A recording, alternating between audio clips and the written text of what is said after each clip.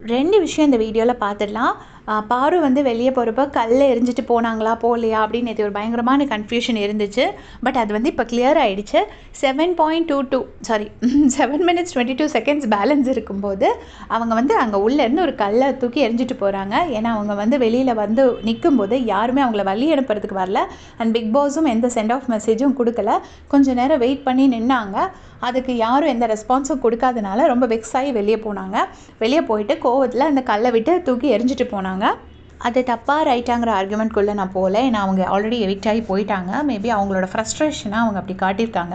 And இந்த பக்கம் பார்த்தீங்கன்னா கமருதீனை பற்றி எல்லாருமே கேட்டுட்ருக்கீங்க. செந்தில் சிஸ்டர் என்கிட்ட கேட்டிருக்கீங்க. உங்களுக்காக தான் இந்த வீடியோ. என்னென்னா அவருக்கு சம்பளம் கண்டிப்பாக உண்டுங்க. நீங்கள் எந்த ரூமர்ஸையும் பிலீவ் பண்ண வேண்டாம். 100% உண்டு. எனக்கு வந்து இப்போ பொதுவாக நமக்கு எல்லாருக்குமே ஒரு நியூஸ் கிடைக்கும். அது வேறு. அதெல்லாம் விடையும் தாண்டி ஒரு ட்ரஸ்ட்வர்த்தி பர்சன் ஒருத்தவங்க சொன்னது. அதனால் 100% கமருதீனுக்கும் பார்வதிக்கும் 2 பேருக்கும் அவங்க சம்பளம் உண்டு. இல்லைனாலுமே இவ்வளோ கஷ்டப்பட்டு பாத்ரூம்லாம் க்ளீன் பண்ணியிருக்காங்க. அந்த வீட்டில் இவ்வளோ நாள் அவ்வளோ வேலை பார்த்துருக்காங்க.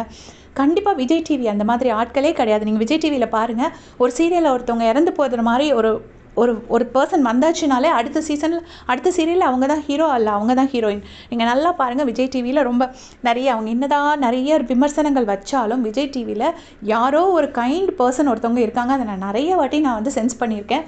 ஏன்னா ஒரு பர்சனை ஒரு சீரியலில் மோசமாக காட்டிட்டாங்க, இல்லை கொண்டுட்டாங்க, அந்த மாதிரி எதாவது இருந்துச்சுன்னா உடனே அடுத்த சீரியலில் ஹீரோ சான்ஸ் தான், ஹீரோயின் சான்ஸ் தான்.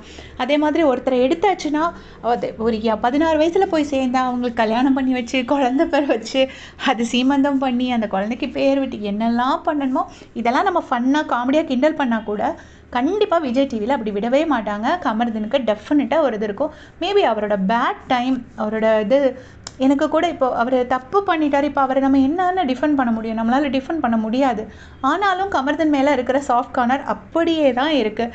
கமருதீன் கிட்ட என்ன சொன்னாலும் உள் மனசில் ஒரு ஈரம் இருக்குது.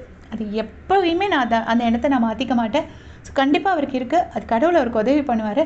2 பேரும் நல்லா இருக்கட்டும். வெளியே போயிட்டு அவங்களுக்கு சேலரி உண்டு, கவலைப்படாதீங்க. தேங்க்ஸ் ஃபார் வாட்சிங்.